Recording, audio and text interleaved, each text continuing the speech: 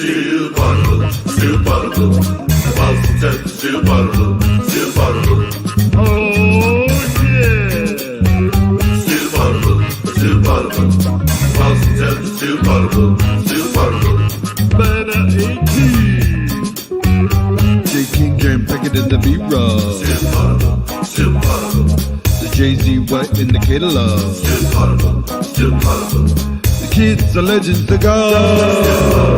Still Poddable, Still Poddable, Still Poddable. Boston Celtics, Still Poddable, Still Poddable. Oh yeah.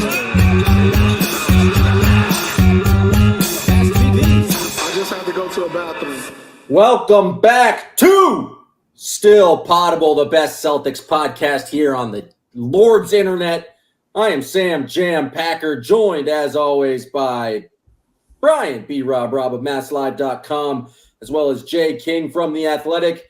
This is the free version of Still Poddable. We are a Monday through Friday Celtics podcast. Go to patreon.com/Still Poddable if you want the show every single day, Monday through Friday. But this is the free version. We're on the CLNS YouTube page. We are brought to you today by Prize Picks and the Game Time app. If you want to save money on either of those, use the promo code CLNS. Again, this is the weekly free version, but we are here for you every single day, Monday through Friday. That is patreon.com/Still Poddable. Now, boys, last time we were together, we drafted some teams. We drafted the best teams, teammates of Jaylen Brown and Jason Tatum. It was a fun time. We did it out on the streets of Cambridge. Lovely. Thanks to the Druid for hosting us. But we may have had a slight oversight while drafting. Jay, I think you're the most to blame because why am I the most to blame? Because you drafted Aaron Baines, a center, over this guy. And you needed a center. You needed a starting center, and you didn't draft Time Lord Robert Williams. I drafted Terry Rozier over him. I think that's defensible. B-Rob drafted Will Hardy over him, which I think is also defensible. But you drafted Aaron Baines. Wait, who is your center, Packard? Porzingis? Porzingis, yeah. Okay, yeah. They don't matter. He would have fit great next to Robert Williams, honestly. They're too tall. You can't have two tall guys in the. Just look at the Timberwolves. Gafford and Porzingis was a pretty solid duo for the Wizards. You're just trying to deflect from the fact that you took Aaron Baines over Robert Williams. I have no excuse. I somehow blanked on Robert Williams' existence. We collectively did, though. We collectively all forgot. How was that possible? I did think of him towards the end, but no, you didn't. I did. No, I swear to God. You would God. have brought it up. You would. No. I didn't want you guys. I did not want you guys to take him. You guys were throwing out Tice Baines, and I'll be honest, Jay. We were in a Tice Baines mood. You were in a Tice Baines mood. Take him, but then you didn't take him. Because I didn't think I could take Hauser. Like, I'll defend you, Jay. Like, Rob Williams was phenomenal, but if you're looking for a guy that's going to be on the court when you need him, I would have absolutely picked Robert Williams. So, yeah, I get it. Like, you're going to take him, especially with Aaron the rest Baines of my roster. The rest of my roster was Derrick White, Kyrie Irving, Jaylen, Tatum, and Kemba. Like, we needed just someone to erase everything at the rim. And hand up. Yeah. I fucked up, but you fucked up, and he fucked up. We fucked up collectively. But that's what it's all about. It's about accountability. And it's about, that's how you own it. You get Robert Williams' existence. I don't know, but don't tell Forsberg. Forsberg will be upset with us. Surprising. You got to call out the mistakes, and this is how you get better moving forward. Because next time we do this draft, which hopefully won't be for another year, we're not going to forget Robert Williams, and we're not going to forget any players. And that's how you get better, and that's how you be a true growth mindset. That's how you be a Kaizen mental alpha. It's that continuous improvement, and you acknowledge the mistakes, you own up to your mistakes, and then you correct them moving forward. And in that grand spirit of continual improvement, on today's podcast, and probably tomorrow's podcast, if we're being likely, we are going to go through the Celtics roster and try to identify the thing that each player needs to get better at. How can they continuously improve? Because they already set the bar. They won the championship, but having a growth mindset is about continuing to grow, continuing to get better. And each of these players are going to go into the offseason or have been in the offseason working on a bunch of stuff.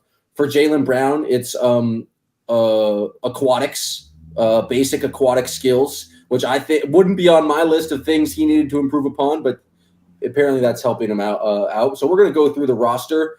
I don't think the three of us need to have individual things. We'll just talk amongst ourselves and try to figure out, what's the thing that's going to make this team better in each of these individual players. Jay, you told me we're going to do this alphabetically. I went on Basketball Reference, sorted by alphabet. O'Shea Brissett's first, so get him off the list. And the first guy we have is Jaylen Brown.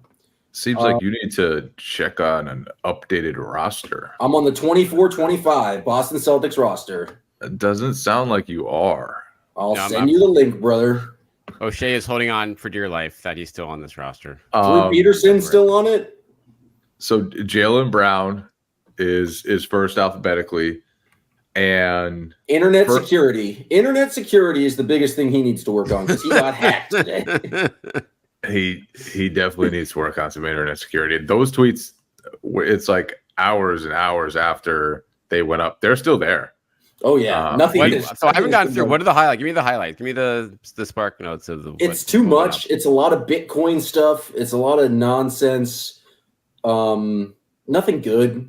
Yeah. Occasionally telling some people to fuck off, but nothing too scandalous. Just mostly nonsense. Yeah, there was nothing great. It started off by saying fuck Nike, or that was one of the first tweets. And so they started off actually trying to kind of sound like him, and then it quickly deteriorated into not sounding like him at all.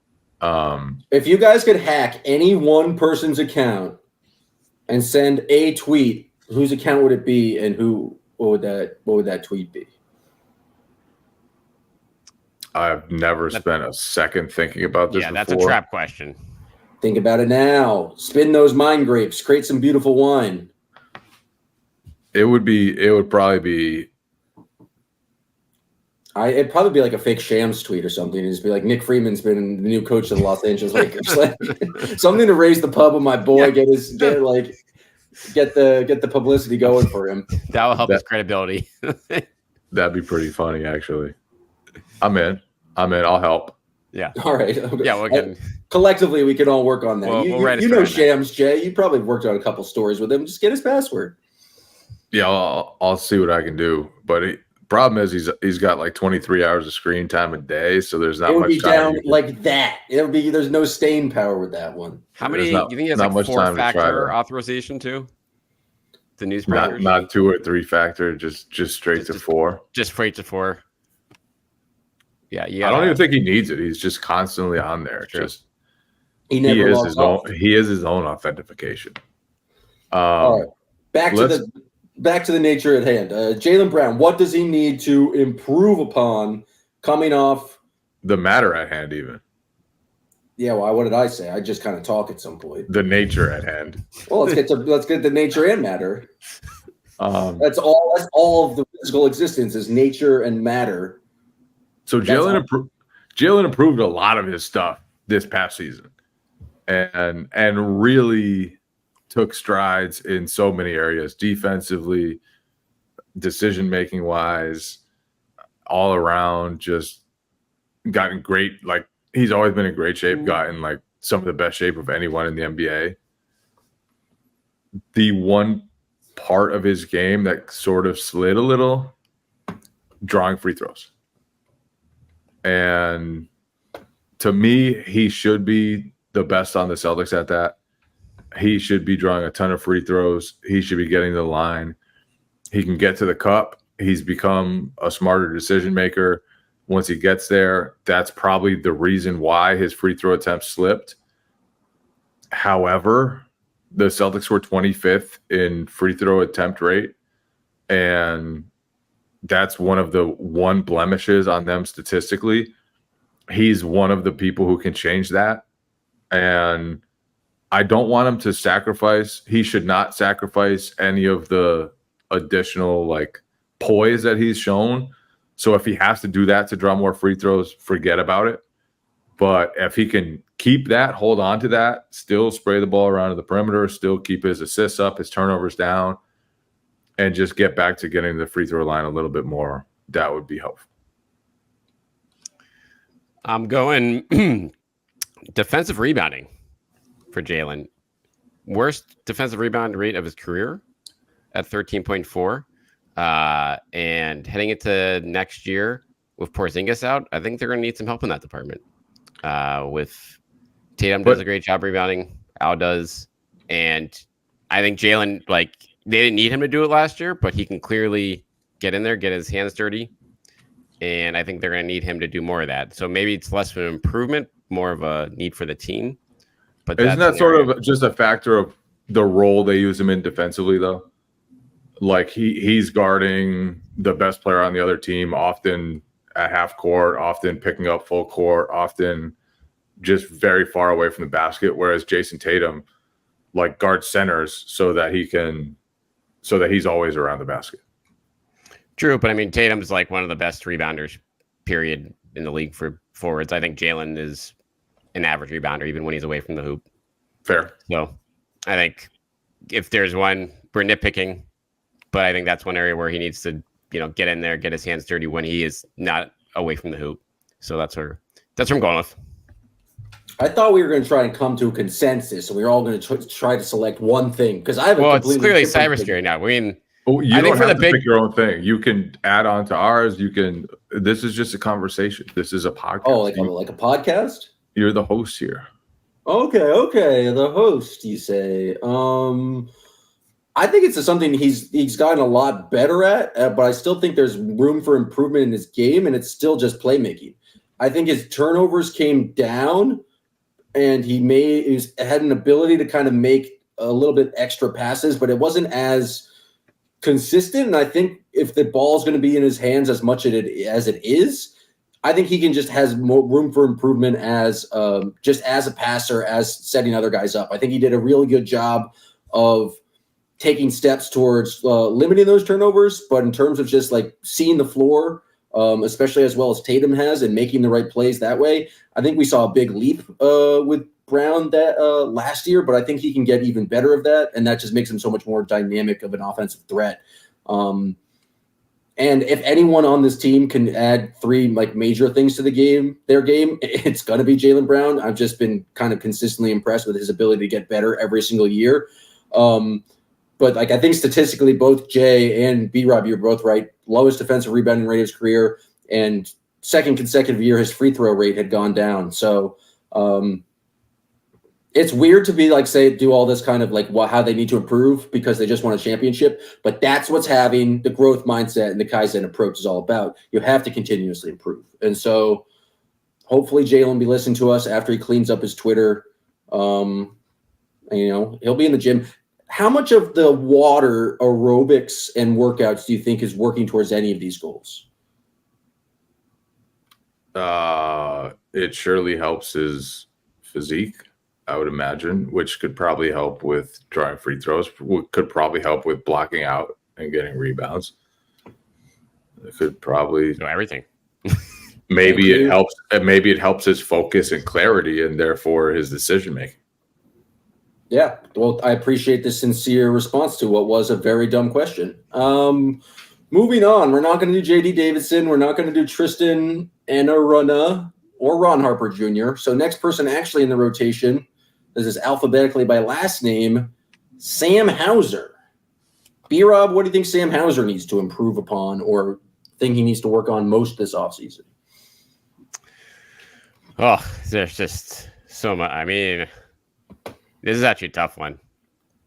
I guess he's only shooting 55% from 2-point range on those 1.2 attempts per game. And I want to see more dunks from Hauser, or just, come on. We have to, if you're shooting, you're getting to the lane and you're dunking or laying it up. So you should be shooting better than 55% from 2, damn it. Because if those are jump shots, those should be threes. Team high, 83% 3-point attempt rate. Like the large majority of his shots are coming from three. And I'm with you though. I do think we saw a little bit of it like somewhere in the postseason to do that pump fake and do like a dribble pull up or like to go to the rim. I think the thing that immediately pops in mind is like Duncan Robinson has kind of added something similar to his game. That's just what I was gonna say. Because I feel like we've had this exact conversation multiple times about Hauser during the playoffs. It's just like that's the next elevation or next point of the go-to shooter is to just have that little. If they're just trying to run you off the line, have that counter. And I don't think Hauser has that in his bag just yet. He needs to take the Duncan Robinson playmaking leap, which is like Duncan Robinson. I mean, you wouldn't really call him a playmaker, right? But he increased from 1.1 2-point attempts per game to 3. He increased from 1.1 assists per game to almost 3, 2.8. And so he had a playmaking leap. And it's just like because of how much gravity he has as a 3-point shooter, it doesn't take much to just get by someone, get in the lane, make a little something happen. And Sam Hauser has similar gravity at the 3-point arc. All like Duncan Robinson, one of the best 3-point shooters in the game. I think there's another layer to his game that we haven't seen yet. I think he's capable of adding just the slightest off the dribble game. And if he does that, then it's a way to keep the ball movement. It's a way to just take advantage of the advantages he creates, capitalize on the advantages he creates. And Duncan Robinson playmaking leap. Because the defense got good. People attacked him. I feel like he also reached his upper limit of defense. Like I don't know how much more of a defensive. See, that's not Kaizen. You talk about Kaizen, and then you say, "You're right." That was a very closed mindset approach to me. I took. You're right, Jay. That's more accountability. I appreciate that. So you think Sam Hauser can get a lot better as a defender? Why not? Touche, my friend. Next up, this one I actually was thinking about earlier, and I don't have a great answer for, but I've got it. Jrue Holiday. I bet Jay has it. Just eliminate like the two insanely dumb things. No, that's key to his game. you can't take the nonsense out of Jrue Holiday's game. He's won a lot. It just does. It's not how it works. Everything else falls apart if he takes those away. See, I think he can actually. Marcus Smart thrived on nonsense. Smart. You think Jrue Holiday doesn't thrive on nonsense? Jrue Holiday does not thrive on nonsense. Jrue Holiday just does nonsense from time to time. Like he thrives on being like Mr. Solid, Mr. Dependable, and then every once in a while he just short circuits and does some stupid shit. Yeah, but sometimes he short circuits and takes a very weird transition 3 that goes in and is quite useful. Like you kind of want him to still be aggressive and still like looking for a shot. If anything, I think he should shoot more threes. I like the wild card element. That like when you're 43% 3-point shooter from 3, you can buy one of those a game. But I get like big picture. You're right. Like that is there are 4 of those. You're like, what the hell are you doing? But when he doesn't get enough touches, that's a way of maybe appeasing himself. So I see it as something to take out, but I wouldn't mind the wild card nature of it. I do think you can call. I love the insane 3-point attempts. I think there are sometimes Jrue Holiday will throw a pass that has no business being thrown. And looking at the stats, looking at his usage rate, he had a way more turnovers. I think he was 3rd on the team in turnovers and had like the 6th highest usage rate or something like that. I just made up those numbers, but that's what I feel like they were when I looked at them about 15 minutes ago in Basketball Reference. So I somewhat agree that like sometimes he just throws some ridiculous passes that are just like, but I'm also with you, B-Rob. I just kind of want that wild card. I want that crazy Jrue Holiday moment. Those moments are fun. Just cut the brakes. You guys are pure sickos. The other thing I was going to throw in quickly, he is turning into Al Horford at the free throw line, which really has been a problem. But he's 1.1 free throw attempts per 36 minutes. Not great. And a slight uptick there probably would be a good thing for the team's 25th overall free throw rate. Yeah, and I do wonder if that's him or just he was learning how to be the fifth option. Yeah. Because obviously in Milwaukee, he had the ball in his hands all the time. Before that, he usually had the ball in his hands a lot, if not all the time. And I think we saw like in the playoffs, at times they used him in like an attacking role. And they had him go after Donovan Mitchell to try to tire him out. And it was like he still had it. He could still do it. He could still get to the cup and overpower people. He just like is totally fine playing his role. So I agree. He's never been a big free throw guy, though. I'm just like, he's the most he averages 4 a game, and just looking at his free throw rate. Like, yeah, he's such an anti-grifter. Such an anti-grifter. Like he doesn't try to take charges. He doesn't. He's just like an ethical man. So maybe less chaos, less ethics. Less chaos, less ethics. Yeah. Basketball ethics. Business. You just mentioned him, B-Rob.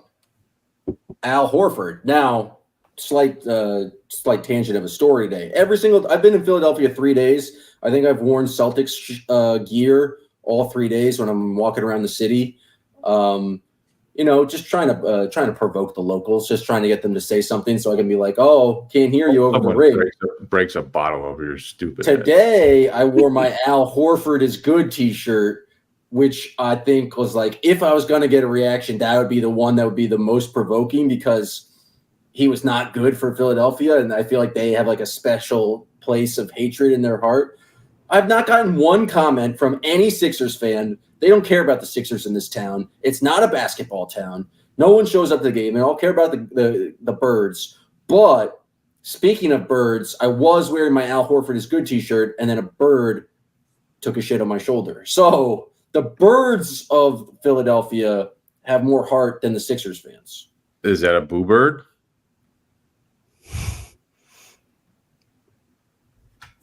That is good luck, though. Is it? It is good luck to get shit on by a bird. Well, allegedly. There you go. Allegedly. We'll find out. Well, you're going to have good luck. But what does Al Horford need to do to get better? I've got to go for absolutely nothing. I've got nothing. Al Horford is the perfect. Just continue aging gracefully. Just continue aging. Continue to look like you're 30 years old. Like just maintain. Stay out to 65 games, maybe 60 stay out of games traffic. This year. Right. Maybe just take it easier more. Don't get in too much trouble in the paint.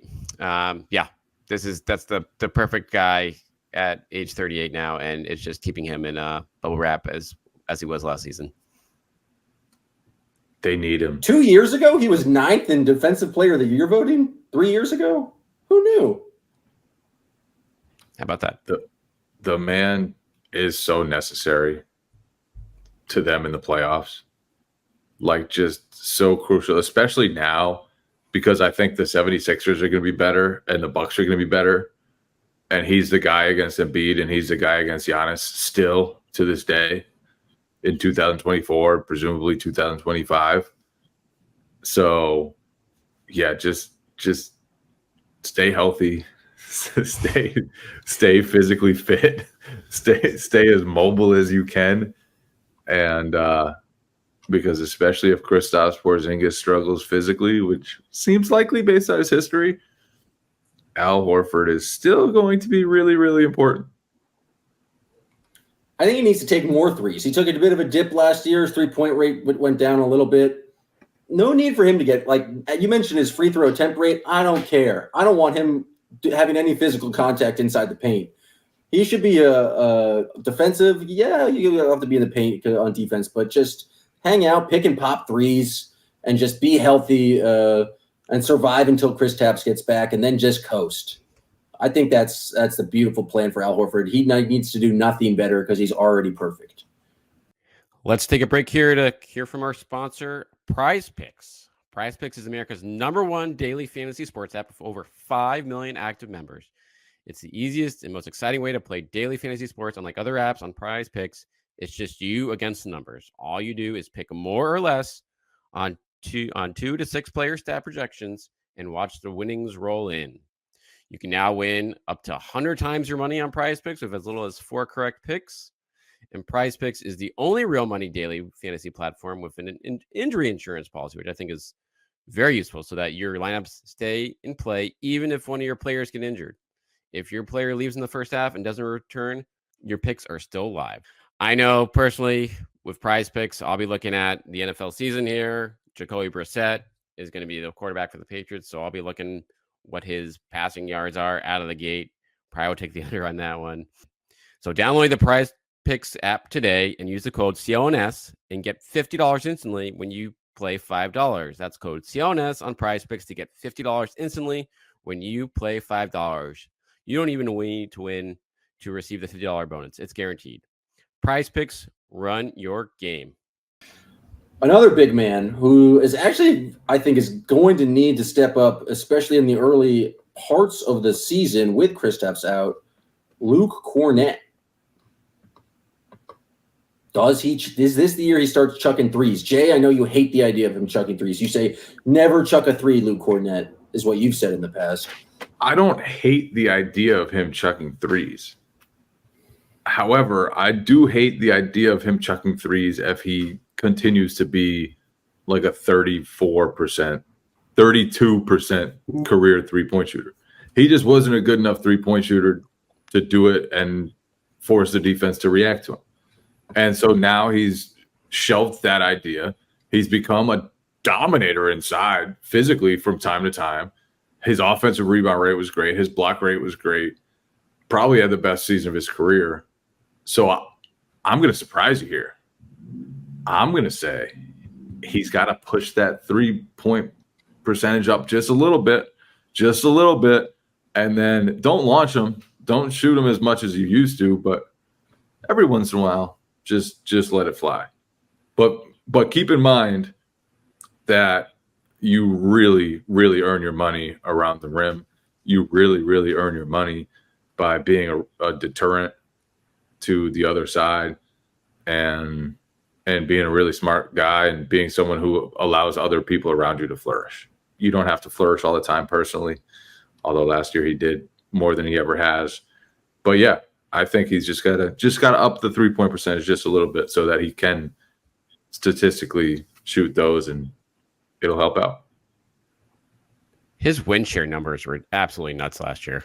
He had an unreal year. 0.248 per 48 is just crazy for probably the best on the team, to Jay's point. And it's kind of wild that after that, he still just got a minimum deal. I imagine he probably had offers for a little bit more elsewhere. I like to come back. But yeah, I like Jay's taking some threes, especially with Porzingis out. We know he's more than one. Take more than one. Take more than one. 3 games. Yeah. Honest. And here's the other thing I want to see from Kornet. Kornet contest. It's a little old now. It's a little dated. Let's think of something else here. Let's think a variation of the Kornet contest. Maybe jumping it goes backwards. Some type of maybe YMCA. Yeah. Something there. Something fresh to throw him off balance because he's going to get a lot of minutes early in the year. And we know Joe is not the biggest fan of the Kornet contest. So I'll be curious to see what he has up his sleeve for there. Why didn't Joe like the Kornet contest? Because Joe feels like he likes anything that is did he just not believe in it? Didn't believe it contributed towards put him in a position for rebounding, probably, is my guess. I don't know. I never talked to Joe about it, but that'd be my guess. I have one thing I think Luke Kornet should work on. And that's doing more podcast appearances on Still Poddable. I feel like he could really take his game up. Maybe a weekly, maybe a monthly appearance on Still Poddable. He's got a lot of personality. He's a smart guy. He's a well-read man. I feel like he would deal with my nonsense questions pretty well. I could throw him some curveballs. He'd, take him opposite field, drop him in right field for a single. It would be a good time. So I think Luke Kornet can branch out more as a media personality because I think he's a fascinating guy, and he always has a home here on Still Poddable. He also needs to be ready to play more minutes because Porzingis is going to be out. Porzingis is going to be out a while. Horford, you're going to want to minimize the risk of him getting injured or worn down during the regular season. And Kornet, like I think 16 minutes a game-ish is his career high. Let me check that. 17 minutes per game is his career high. Yeah, but that's when he was a 3-point specialist. Will he be right around that? Will he be above that? He's just prepare his body for more of a minute load. And that's a really good point, Jay, because I believe he got hurt twice in non-game action last year. I think he was out for I think he got hurt in warm-ups at one point. He did have some tough warm-up. And then it happened in practice again. One of my buddies in college, this poor fucking prick. So he had to sit out for like half the season for NCAA eligibility while they like determined whether he was eligible. And the NCAA finally finished up his case. Like he was ready to play. And it literally, pretty sure it was his first game back.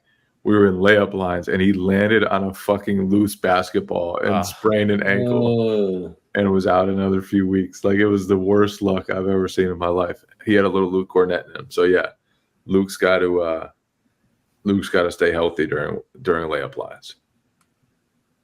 Landing on basketball is ugly. I don't care for that image. Yeah, it was tough. Drew Peterson is not on the team. He's a Pelican. So next up is Kristaps Porzingis. And this is a tough one because my initial reaction is just to like be healthy, but he's not going to be healthy for at least until 2025. And so I would say the obvious one is just like to take care of his body, but let's try to think outside the bun. Keep working on his screen game, the screens. Like for him, being able to read the screen and whether it's dive to the hoop or pop or like just keep a guy on his hip, like he can just totally fuck up the other team when he's screening right, just because of how much attention you have to pay to him. If you switch it, how he can kill a switch because he's so big and so skilled and so productive. Like you just have to always be worried about him. So the more decisions he makes right on screening, the better. Do you think that, like, I feel like as the season progressed, his post-ups on switches got farther and farther away from the basket. Do you think that was a product of, like, just teams being more physical with him, or is, like, not making the right screen decision, or was I just seeing things out there? I think part of it was probably the change in officiating, but I'm not really sure. I haven't really studied whether it was farther out. I know his post-up efficiency dipped for a little while before it kind of popped back up, but he had a ridiculous year, like just posting up, and what he adds to their offense is so good.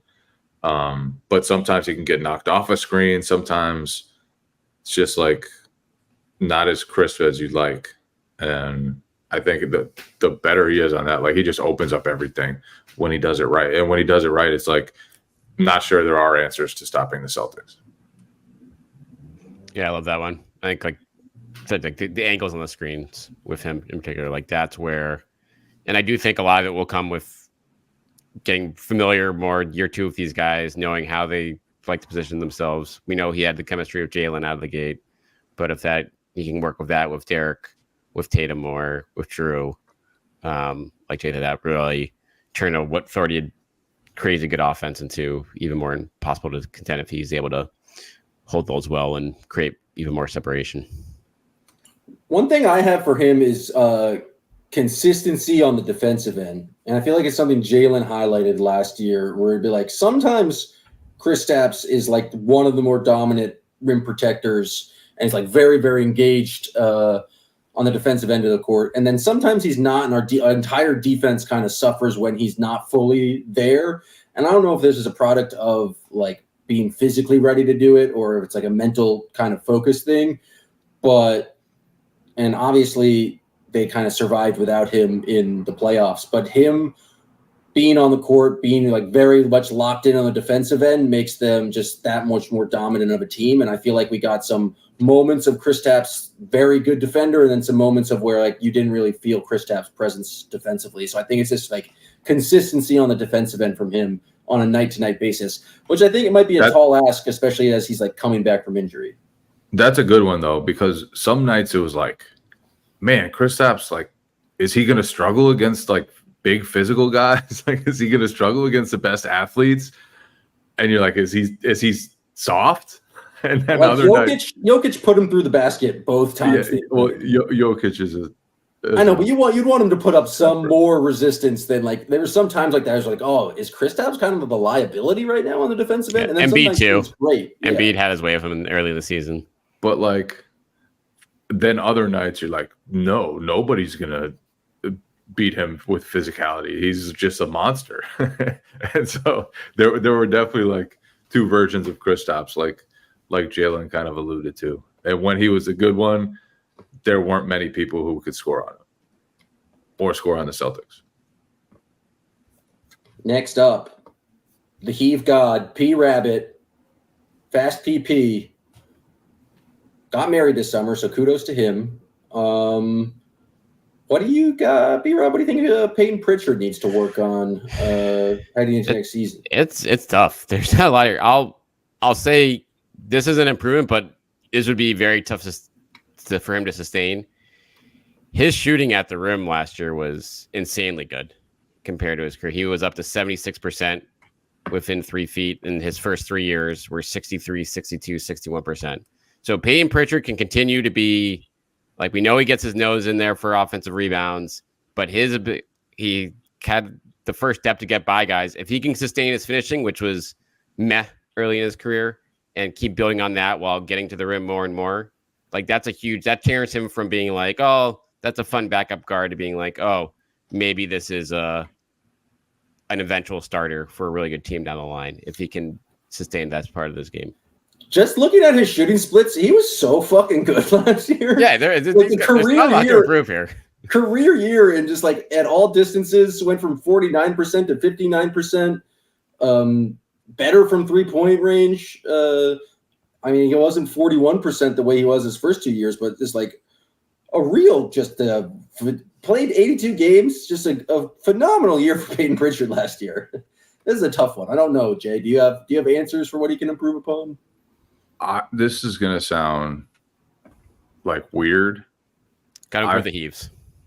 No, I would like to see him become a little more ambitious. Like, one of the things that set him apart last year was his assist to turnover ratio. He never made mistakes. He shot an insane efficiency at the rim. Like, he was great backup guard. I feel like there's more. I feel like he could drag out a little bit more off the dribble game. I feel like he could be a little bit more daring.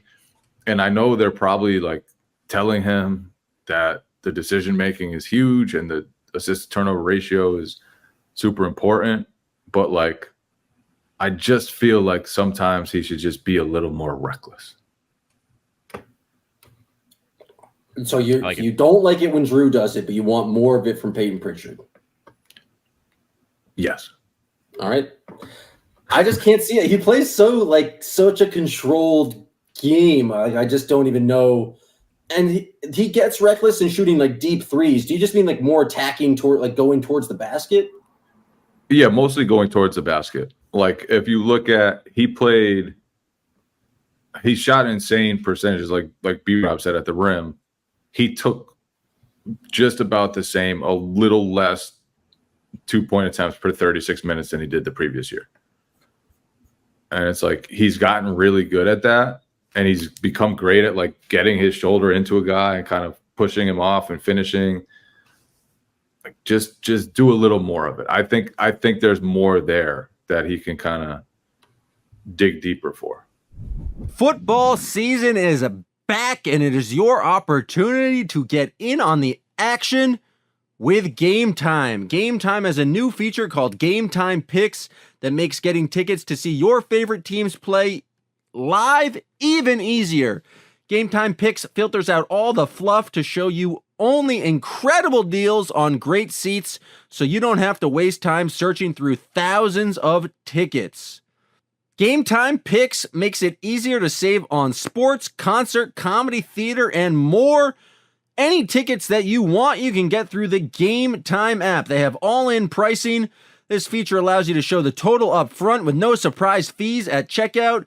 Seat views, panoramic views from the seat in the app before you buy.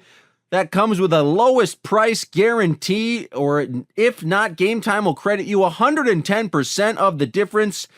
And then Game Time ticket coverage. Your purchase is covered with the most flexible customer service policy in the ticketing industry. Take the guesswork out of buying tickets with Game Time. Download the Game Time app today, create an account, and use the promo code CLNS for $20 off your first purchase. Terms apply. Again, create an account and redeem the code CLNS for $20 off. Download Game Time today. What time is it? Game time. Moving on to the pride of Portugal and Utah State University, Neemias Queta. I think the obvious one is to stop goaltending. Just don't goaltend every single time you play a basketball game. Is there a place on Basketball Reference I can look up number of goaltends? Because I think he's averaging one per game. But do you guys have anything better than that? Just not getting lost on defense as much. I guess that kind of like he did an admirable job when he got spots, but there are also games where you're just a few times he turned into a bit of a mess when pick and roll defense, which happens with guys like his size when they have to come out to the perimeter at times. But yeah, I think defense first and foremost, that's the area where if he's consistent there, if he's solid there, if he minimizes the mistakes on that end of the floor, that's when he's going to be able to maybe build some consistent minutes together when Porzingis and Al are out. Jay, your thoughts on Queta? Yeah, I think it's just the defensive positioning. Like, he really hasn't played very many minutes in the NBA, and he's been around the league for years now. But I think there's still a level of rawness to his game. Some of it comes out in stuff like the goaltending, which is just like he had some unfathomable goaltends, like just some absolutely outrageous goaltends to the point where I think someone asked Joe if it was like Patrick Ewing, when Patrick Ewing used to want to get goaltends to like demoralize people and intimidate people. And that was asked in a post-game press conference or pre-game press conference. And Joe was kind of like, no, I just don't want him to give up free baskets. Like, I would prefer him not to give up free baskets. And, but that's part of it. Like, there's a lot there. Like, there's just, he does so many good things, and he does so many good things instinctually. He almost reminds you of Robert Williams, who we do remember exists now. And in the way that he can just like pile up good things when he's on a basketball court. He can make good passes. He can block shots. He can offensive rebound. He dunks. And it's like, wow. But it's just the little things like positioning and stuff holding him back. And I think if he gets some of that a little bit more, then maybe there's a place for him for rotation minutes every once in a while. So I thought I found a goaltending, some stats on it. I went to P by P stats, and it's it says 23-24, and it has leading in goaltending violations, but it has Daniel Tice still on the Celtics. And so I don't think this is the most accurate. It doesn't even What's have up with these fraudulent years you keep finding? It says 23-24. He's still on the team in spirit. That's fine. According to these stats, JaVale McGee led the league for the Lakers with 33 of them. So okay, that might be it might be accurate. Maybe from 22. Are we gonna skip Baylor here, or I'm not familiar enough with his game. Yeah, I don't. How can he improve? Right, how can he improve from his play better league performance? Yeah, hit more shots. Yeah, we'll skip him. On to Jaden Springer we go.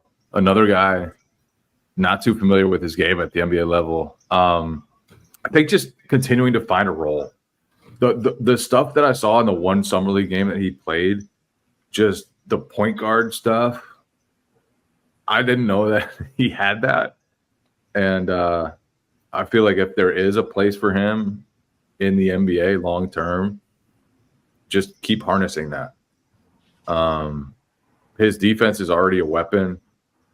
His athleticism is like very rare and fast twitch, but he needs to find an offensive role. And maybe it is as a point guard. He did look really good as a point guard, doing some point guard stuff in summer league, but he didn't play long, obviously. And you want to see him do it against NBA competition, not as the fourth-year guy in summer league, just kind of beating up on guys who haven't been around professional basketball as long as he has.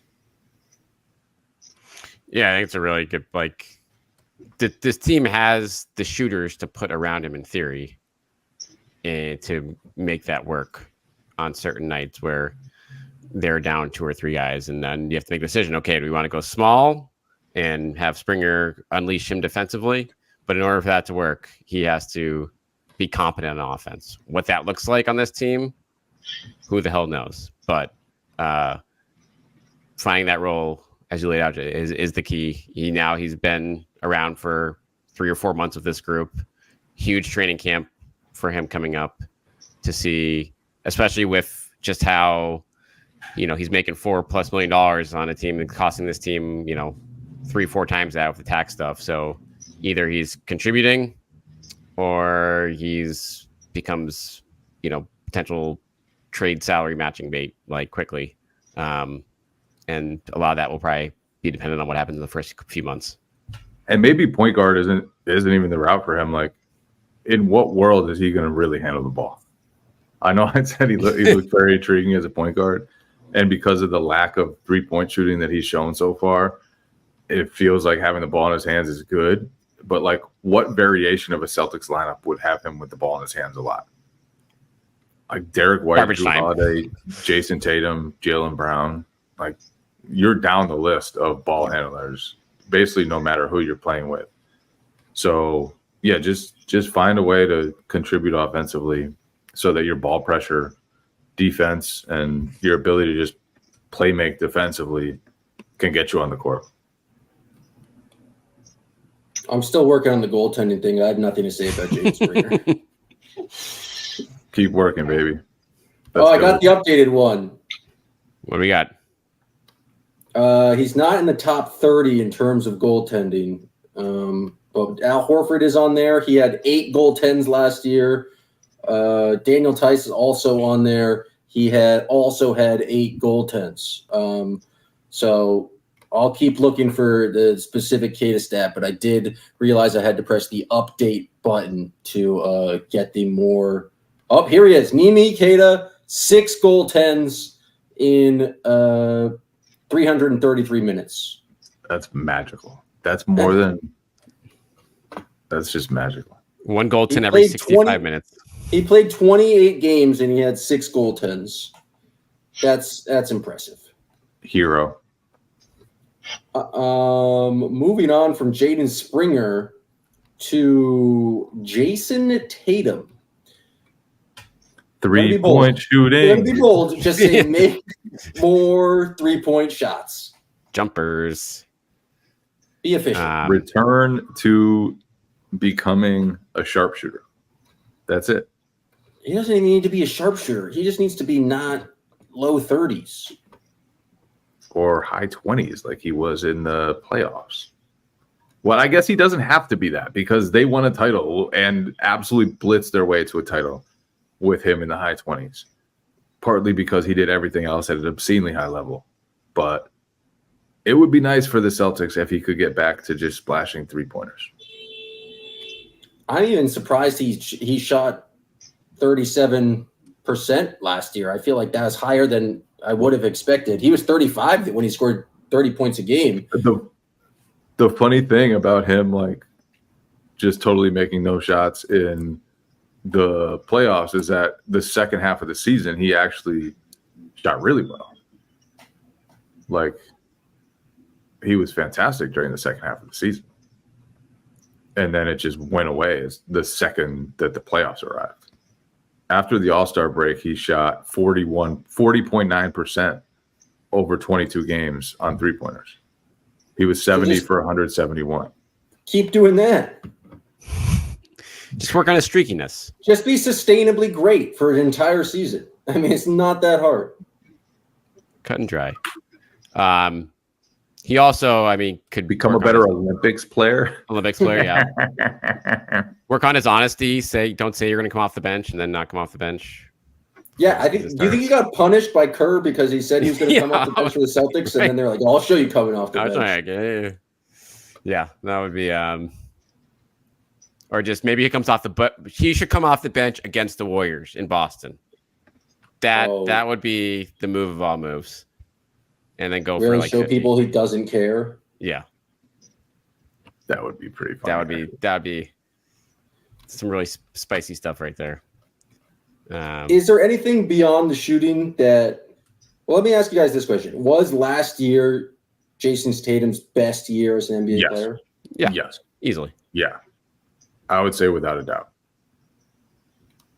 And so, how does he get? Certainly his best playoffs. How does he get better than that?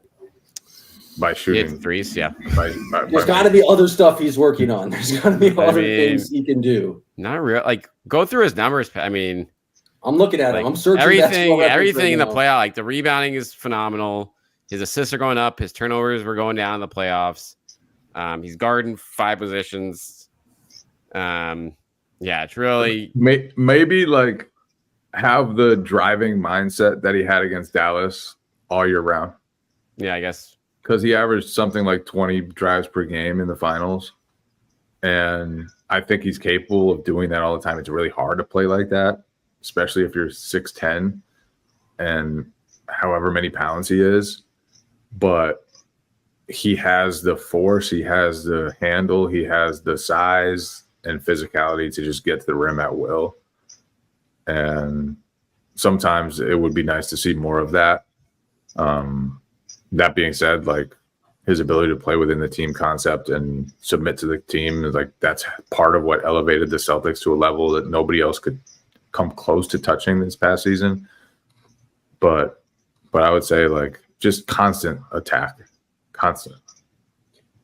I think there's one thing that you guys would benefit from is just some speediness after the game. Just like get in, get out, answer some questions. Like there's no reason to wait an hour and a half to 2 hours after a game. There's many people who are trying to do their jobs, and this is the most inside basketball like that nobody will care about. No, people might other care. than the beat writers.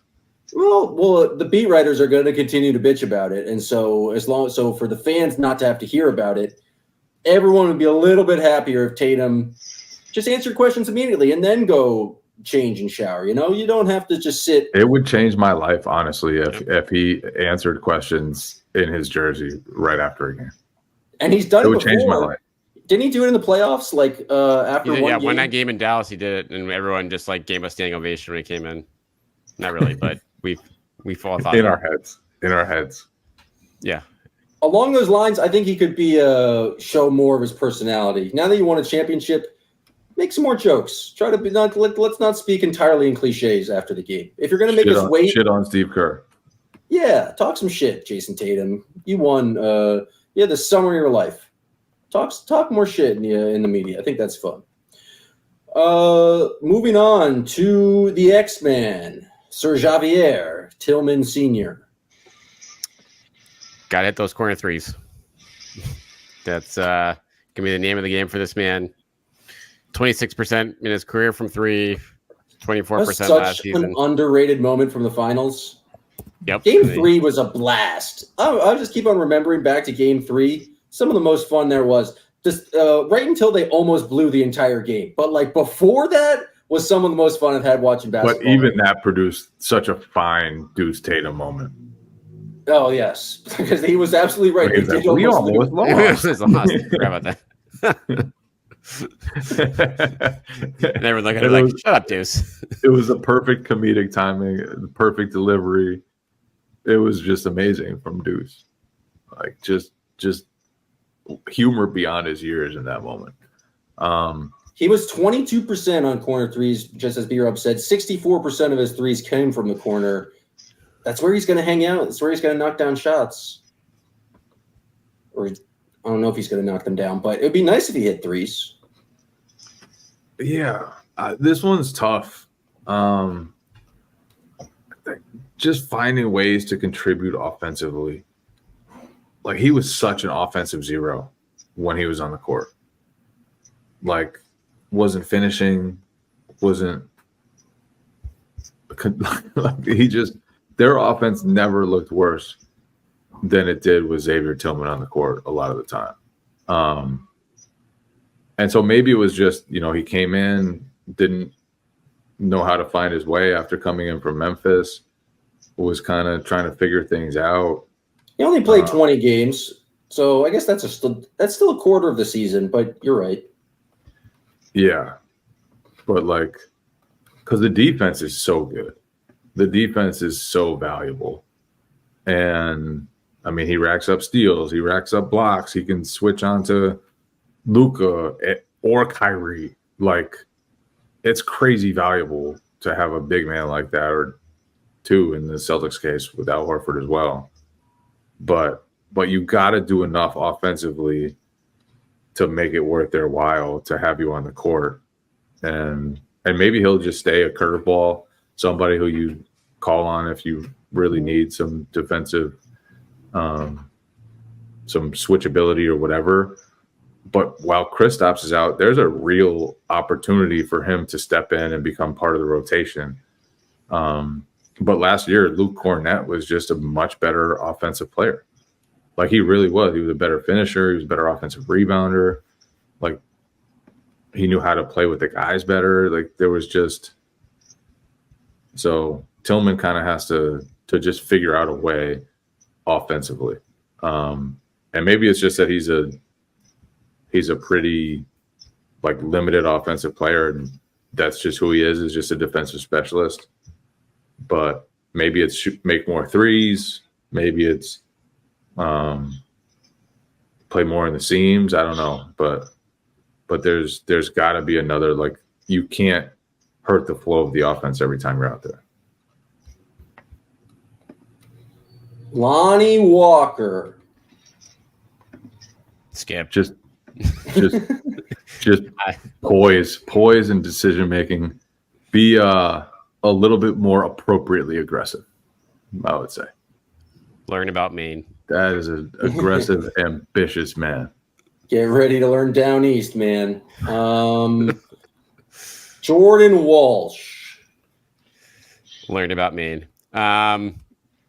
Jordan Walsh, find something. Find something beyond, that you do. Find out. Figure out exactly what you do here. What exactly do you do here? No, I mean, defensively, in theory, should be what he does here. He only played 9 games last year.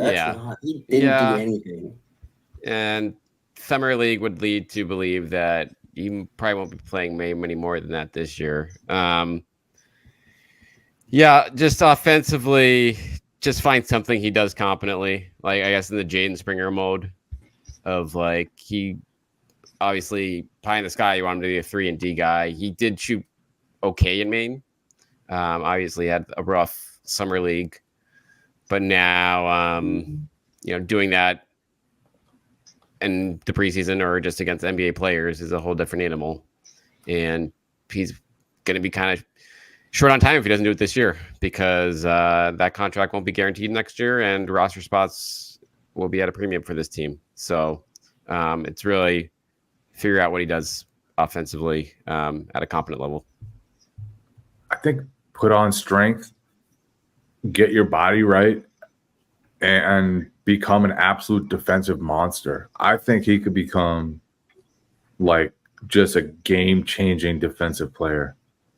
And eventually the offense will need to come around. Eventually he'll need to start making threes and finishing through contact, all that stuff. But for me, first, it's just get strong, get physical, and become a menace, defensive menace. I think he's capable of it. I think it's there, but obviously he's really young, and they picked him knowing that he would need some seasoning. But that to me is like, that's the way he can get on the floor, is just by being an awesome defender. I still think even if he just does that and is still a nothing on offense, he's not. On this team, sure, but eventually, like, they won't have an absolutely loaded roster. And there will be opportunity for somebody like that. Probably. All right, the last player on the roster, another one I'm struggling with to figure out what he needs to improve, Derrick White. Well, the first thing I get to come in was just like go to the finish at the rim more. Like, he's got a decent like float game. He's shot better from 2-point percentage like last year. Like, I think still was a little bit better, but he really doesn't get to the rim. He's not a high free throw guy. He's also just not the biggest dude out there. So like, I don't know if him attacking the rim is necessarily the right things if we're talking about rim reads, but I was just purely doing just a numbers dive. I thought he could just take more shots at the rim, but I feel like I'm nitpicking there. It's good nitpick. Yeah, that's like it's a close to the Al Horford category of like, this is the what do you say about a guy who does everything well? Right. Get first team All NBA. Get first team defense. Yeah, enough of the second team shenanigans. The second team. Be better. He had his best offensive season last year. Like, it's really hard to figure out how he could be like. I don't want to be a closed mindset guy, but can Derrick White be an even better offensive player than he was last year? Yes, but like, what skill exactly is shoot 40% from three instead of just 39%? Like, it's just more volume. Like, everything is efficient. He's taking 11 shots per game, and maybe he'll get some of that with Porzingis. Maybe you need some of that Payton Pritchard. Be more reckless. Yeah, a little more ambitious to steal from Jays. That might be it. That might be whether it's getting to the rim or just. So, I think it's not a Derrick White thing, but I think the Celtics could probably stand to run more offense through Derrick White in crunch time. Demand the ball, Derrick. Demand the fucking ball. Like, he should just be part of so much, just because every time he's part of everything, just good stuff happens. Often great stuff. And so that's not even a Derrick White thing.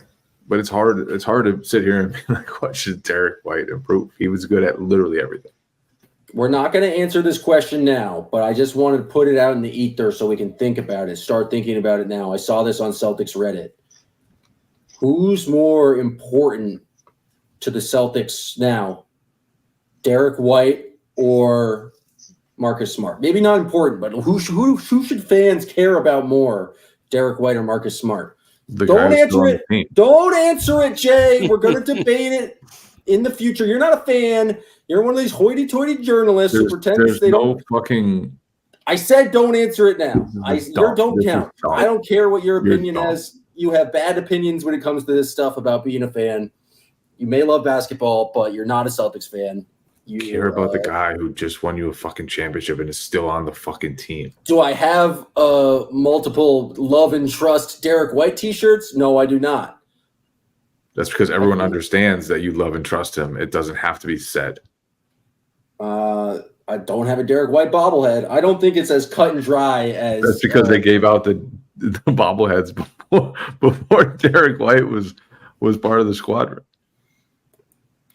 I'm just saying it's not as cut and dry as you say. And I also said, Jay, we're not going to have the debate now. We have to have this for a future episode. And so moving on quickly, surprise, final person we need to evaluate, Joe Mazzulla. I think Jay Is it timeouts? I feel like people are still going to be frustrated by the timeout things. What's the thing that people are still going to nitpick about Joe Mazzulla? I can promise you this. Joe Mazzulla's timeout philosophy is the most thought out thing you could think of.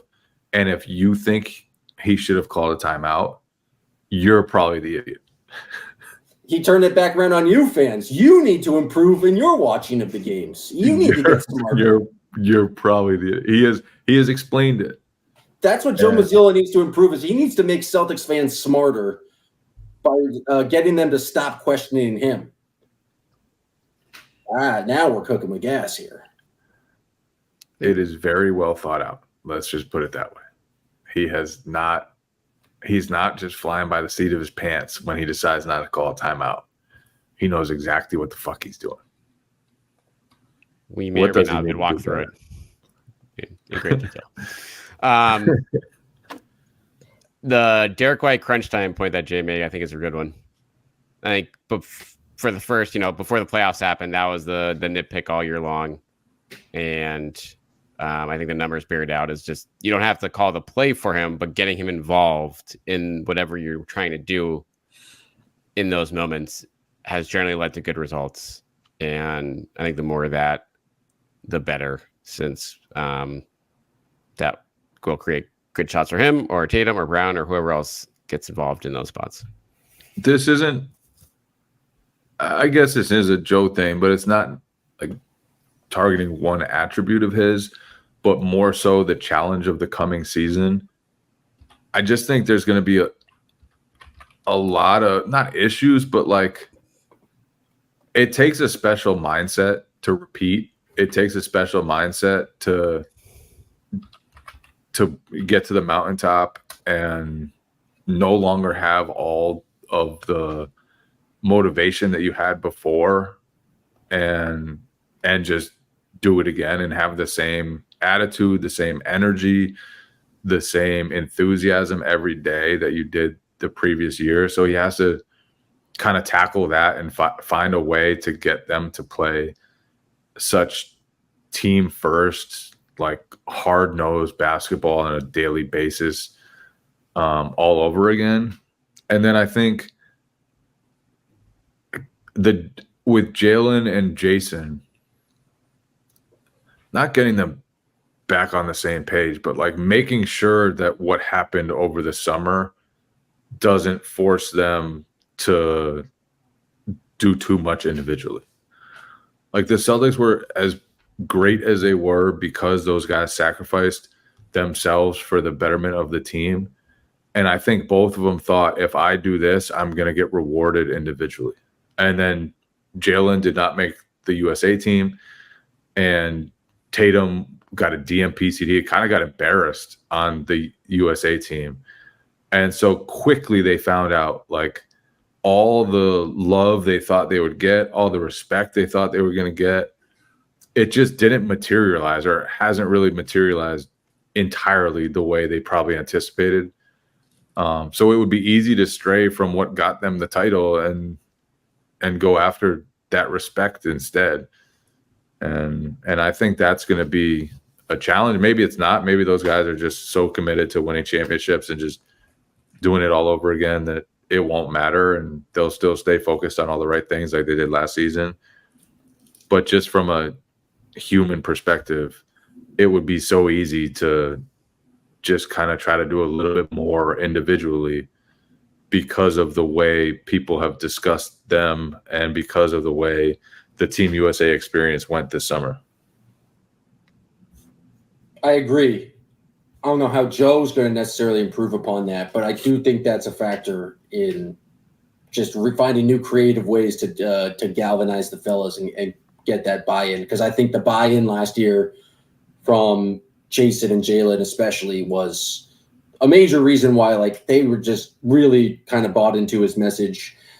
And I don't know if Joe Mazzulla can be more of himself than he was last year, but I think lean into being more Joe Mazzulla. Maybe if he wore a bracelet that said, what would Joe Mazzulla do? And be more Joe Mazzulla, that will help improve the Joe Mazzulla effect. Good podcast. Good place to stop. Press the button. I'm done. Still Poddable, folks. Still Poddable, Still Poddable. The Boston Still Poddable, Still Poddable. Oh, yeah.